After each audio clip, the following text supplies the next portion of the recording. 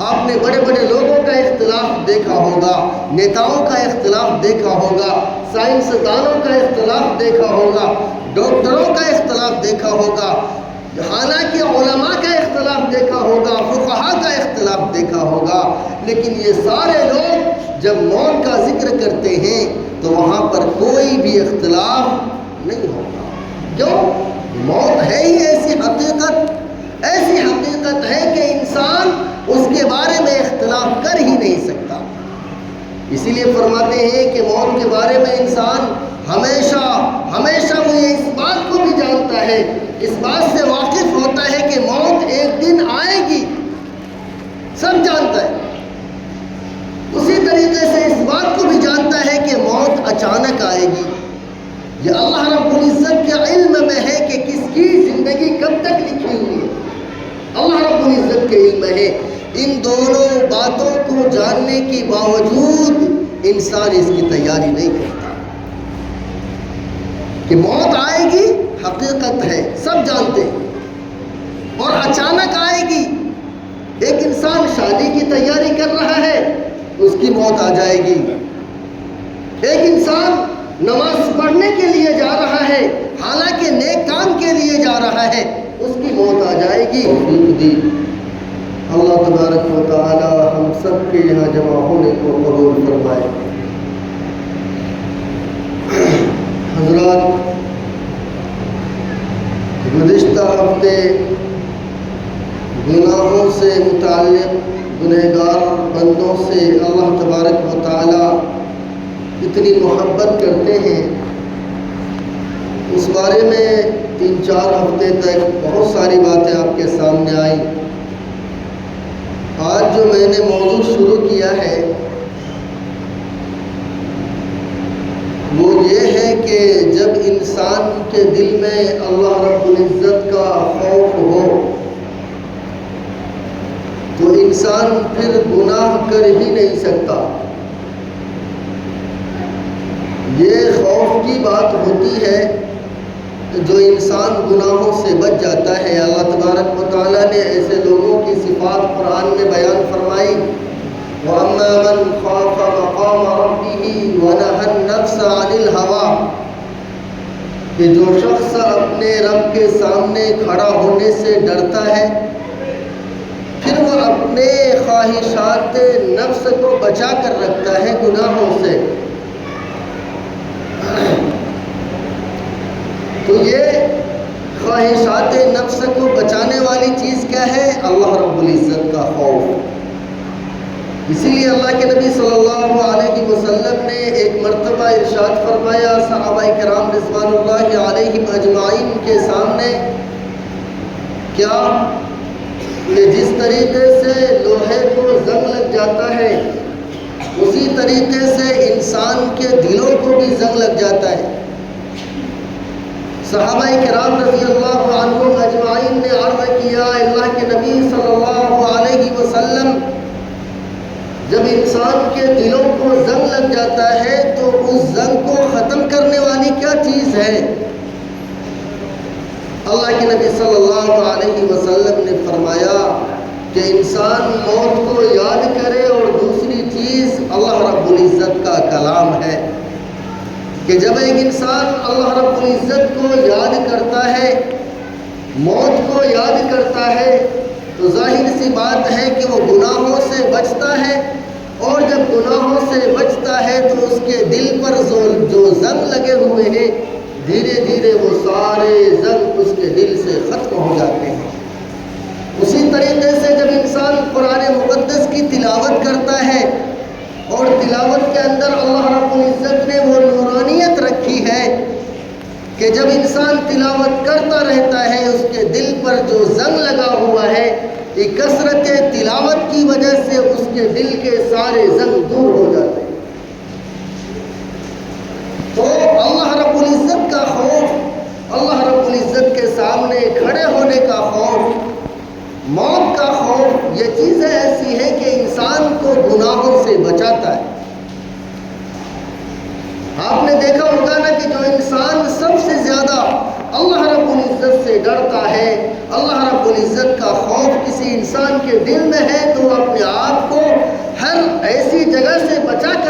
ہے جہاں پر کہ اللہ رب العزت کے سامنے جواب دینا پڑے کہ جواب آخر دیا تو کیا دیا جائے.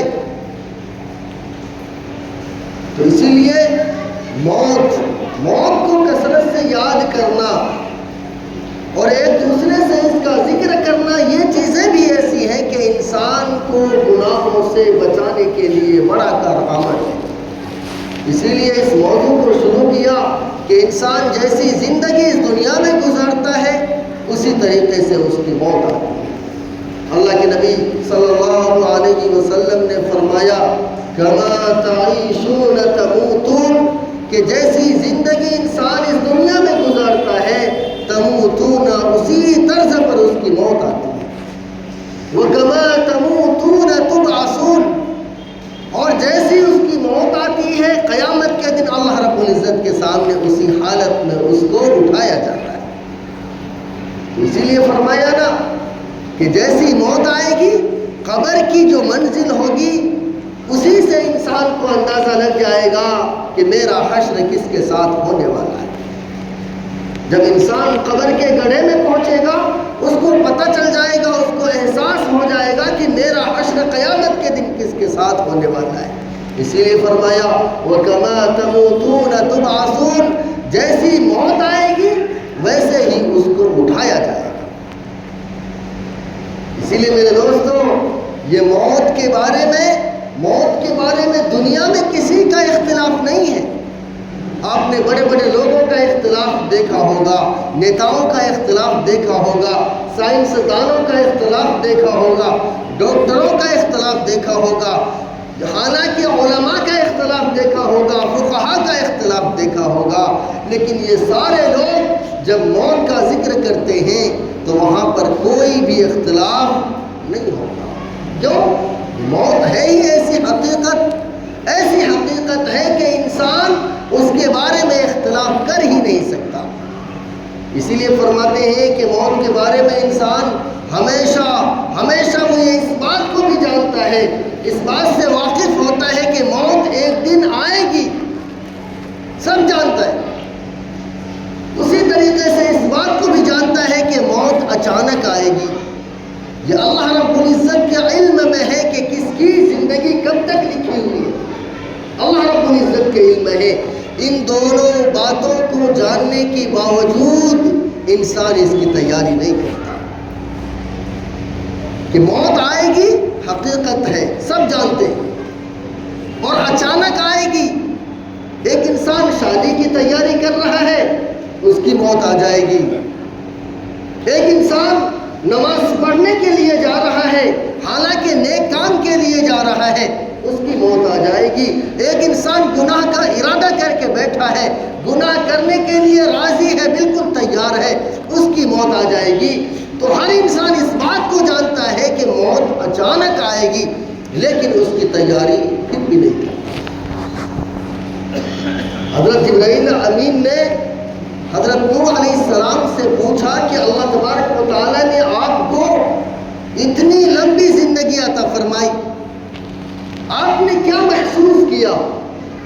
اس زندگی کے گزرنے پر آپ نے کیا محسوس کیا؟ حضرت نوح علیہ السلام کی زندگی 1400 سال یا اس سے کہیں زائد ہے، اس دنیا میں زندہ رہے. 1400 سال 950 سال تک صرف دین کی خدمت کرتے رہے، لوگوں کو دعوت و تبلیغ دیتے رہے، لوگوں کو اللہ کے اور اللہ کے حضور حاضر ہونے کی تلقین کرتے رہے. تو حضرت نوح علیہ السلام نے حضرت جبرائیل امین کو جو جواب دیا وہ سننے لائق ہے. حضرت نوح علیہ السلام نے حضرت جبرائیل امین کو یہ جواب دیا کہ جیسے ایک گھر ہو اس کے 2 دروازے ہوں اور انسان ایک دروازے میں گھستا ہے دوسرے میں نکل جاتا ہے، میں نے تو ایسا ہی محسوس کیا کہ ابھی ایک دروازے سے گھسا تھا دوسرے کی طرف نکل گیا، پتہ بھی نہیں چلا 1400 سال کیسے بیت گئے. اور امت محمدیہ کی زندگی عمر اللہ تبارک و تعالیٰ نے کتنی رکھی؟ 60-70 کے آس پاس. یہ تو آخری مدت بتا رہا ہوں، لیکن جوانی میں بھی موت آ جائے، بچپنے میں موت آ جائے، اس کا تو کوئی گارنٹی نہیں لے سکتا۔ یہ تو آخری وقت بتا رہا ہوں جو حدیث میں ذکر ہے کہ 60 اور 70 کے درمیان اللہ تبارک و تعالیٰ نے امت محمدیہ کی عمر رکھی ہے۔ حضرت نوح علیہ السلام 1400 سال اس دنیا میں رہ کر چلے گئے، اور کیا فرما کر گئے کہ جیسے ابھی ایک دروازے سے گھسا تھا دوسرے میں نکل گیا۔ اور ہمیں کیسا محسوس ہوگا؟ تو اللہ تبارک و تعالیٰ نے جو یہ مختصر سی زندگی بزرگوں اور دوستوں ہمیں عطا کی ہے، اس کو کامیاب بنانا ہے، اس کو کامیاب بنانا ہے۔ آپ نے دیکھا ہوگا جیسی زندگی انسان کی گزرتی ہے نا، جیسی زندگی اسی طریقے پر اس کی موت آتی ہے۔ حضرت خواجہ حسن بصری رحمۃ اللہ علیہ بہت بڑے بزرگ گزرے، یہ پہلے تجارت کیا کرتے تھے۔ کیا کرتے تھے؟ تجارت، ابھی اللہ والے نہیں بنے تھے، تجارت کیا کرتے تھے۔ ایک مرتبہ تجارت کی غرض سے کسی شہر میں جانا ہوا، تو وہاں پر لوگوں نے یہ اعلان کر دیا کہ بادشاہ سلامت بھی آئے ہوئے ہیں، ان کے جو وزیر ہیں، ان کے جو فوجی ہیں، ان کے جو ڈاکٹر ہیں، ان کے جو حکمراں ہیں، بادشاہ کے سارے حکمراں ایک جگہ پر آنے والے ہیں، یہ اعلان کر دیا گیا شہر کے اندر۔ خواجہ حسن بصری رحمۃ اللہ علیہ سوچنے لگے کہ کیوں نہ میں بھی جا کر دیکھ کر آؤں کہ بادشاہ سلامت کے ساتھ ان کے وزراء کیسے ہوتے ہیں، ان کی فوجیں کیسی ہوتی ہیں، ان کے ساتھ والے لوگ کیسے ہوتے ہیں۔ اس غرض سے حضرت خواجہ حسن بصری رحمۃ اللہ علیہ اس جگہ پر پہنچے۔ بہت سارے لوگ پہلے سے بیٹھے ہوئے تھے، یہ بھی جا کر بیٹھ گئے، تو دیکھا کہ ایک قبر ہے۔ کیا ہے؟ ایک قبر ہے۔ پہلے بادشاہ سلامت آئے، اس کے بعد بادشاہ سلامت کے جو وزیر تھے وہ آئے، اس کے بعد بادشاہ سلامت کے ساتھ جتنی فوجیں تھیں وہ تمام کی تمام فوجیں آئیں، اس کے بعد بادشاہ سلامت کے ساتھ جتنے ڈاکٹر تھے وہ تمام کے تمام ڈاکٹر پہنچے، اور بادشاہ سلامت بہت رو رہے ہیں، بہت رو رہے ہیں اس قبر کو دیکھ کر، اور کچھ عرض کر رہے ہیں، کچھ کہہ رہے ہیں۔ خواجہ حسن بصری رحمۃ اللہ علیہ تک آواز نہیں آ پا رہی ہے۔ جب مجلس ختم ہو گئی، خواجہ حسن بصری رحمۃ اللہ علیہ نے لوگوں سے پوچھا کہ یہ کیا منظر تھا، یہ کس کی قبر تھی، یہ بادشاہ سلامت کون تھے، اور یہ یہاں کیوں آئے تھے، کیوں رو رہے تھے؟ لوگوں نے جواب دیا کہ یہ بادشاہ سلامت وہ تھے کہ جنہوں نے یہ وصیت کی تھی اپنے حکمرانوں کو، اپنے دربار میں بیٹھنے والوں کو، کہ جب میں مر جاؤں تو میرا جو یہ بیٹا ہوگا یہ بادشاہ بنے گا، میرا جو بادشاہ ہوگا یہ پورے بادشاہت کی باغ ڈور کو سنبھالے گا۔ لیکن اللہ کا کرنا یہ ہوا کہ اللہ تبارک و تعالیٰ نے اس کے بیٹے کو پہلے ہی موت دے دی۔ یہ اسی بیٹے کی قبر ہے، اور یہ بادشاہ سلامت اپنے بیٹے کے قبر پر آ رہے ہیں، اور اپنے بیٹے کے قبر پر فوج کو بھی لا رہے ہیں، وزیروں کو بھی لا رہے ہیں، اور آ کر اس قبر والے بیٹے سے یہ درخواست کر رہے ہیں کہ اے میرے بیٹے، میں بادشاہ تھا اور بادشاہ ہوں، اگر زندگی بچانا میرے اختیار میں ہوتا تو اے میرے بیٹے میں تیری زندگی بچا سکتا۔ اے میرے بیٹے، اگر تیری زندگی کی قیمت یہ ہیرے، یہ جواہرات، یہ سونا، یہ چاندی ہوتے تو یہ تمام کے تمام قربان کر کے میں تجھے زندہ کر دیتا۔ اے میرے بیٹے، اگر فوج کے ذریعے کسی سے لڑ کر تیری زندگی حاصل کرنے کا ایک آپشن ہوتا تو میں اس سے لڑ کر تیری زندگی واپس لے لیتا۔ اے میرے بیٹے، دنیا کے یہ بڑے سے بڑے ماہر ڈاکٹر اور یہ طبیب یہاں پر بیٹھے ہوئے ہیں، اگر یہ تجھے ٹھیک کر سکتے تو تمام دولت خرچ کر کے میں تجھے ٹھیک کروا دیتا، لیکن اے میرے بیٹے یہ اختیار اللہ تبارک و تعالیٰ نے ہمیں نہیں دیا۔ کیا فرما رہے ہیں ایک بادشاہ کہ یہ اختیار اللہ تبارک و تعالیٰ نے ہمیں نہیں دیا، یہ اختیار اللہ تبارک و تعالیٰ نے اپنے پاس رکھا کہ کس کو مارنا ہے، کس کو جلانا ہے۔ اس بادشاہ کو یہ پتہ نہیں تھا کہ میری موجودگی میں جس کو میں بادشاہ گھوشت کر کے جا رہا ہوں، جس کو میں اپنا نائب اور ولی بنا کر جا رہا ہوں، مجھ سے پہلے ہی وہ اس دنیا کو چھوڑ کر چلا جائے گا، اس لیے قبر کے پاس آ کر رو رہا ہے اور لوگوں کو یہ پیغام دے رہا ہے۔ حضرت خواجہ حسن بصری رحمۃ اللہ علیہ وہیں سے اٹھے اور اپنی دنیا ہی بدل لی۔ یہ سوچنے لگے کہ جب ایک بادشاہ اپنے بیٹے کو بچا نہیں سکتا، جب ایک بادشاہ تمام دولت کو خرچ کر کے اس موت کے منہ سے کسی کو واپس نہیں لا سکتا، تو دنیا کی کیا طاقت بچی ہوئی ہے جو مجھے بچا لے، میرے خاندان کو بچا لے، میرے اڑوس پڑوس کو بچا لے، میرے پاس جو جائیداد ہے وہ بچ جائے، جو میں جمع کروں گا وہ سب خالی ہاتھ چھوڑ کر جانا پڑے گا۔ وہیں سے اپنی زندگی بدل لی اور اللہ رب العزت کے دربار میں سجدہ ریز ہو گئے، اور آج تک دنیا ان کو خواجہ حسن بصری رحمۃ اللہ علیہ کے نام سے جانتی ہے۔ تو میرے دوستوں، کوئی ایک بات جو انسان کے دل پہ لگ جاتی ہے، انسان اس پر عمل کرنے لگ جاتا ہے، تو اللہ تبارک و تعالیٰ اس کی دنیا کو بدل دیتے ہیں۔ تو موت ہے ہی ایسی چیز، اسی لیے میں نے فرمایا جس کی زندگی محمود ہوگی اس کی موت محمود ہوگی، اور جس کی زندگی مذموم ہوگی اس کی موت بھی مذموم ہوگی۔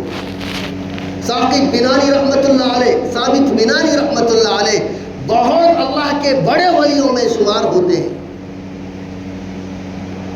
ایک مرتبہ اللہ رب العزت سے یہ درخواست کرنے لگے، کیا کہ یا رب العالمین،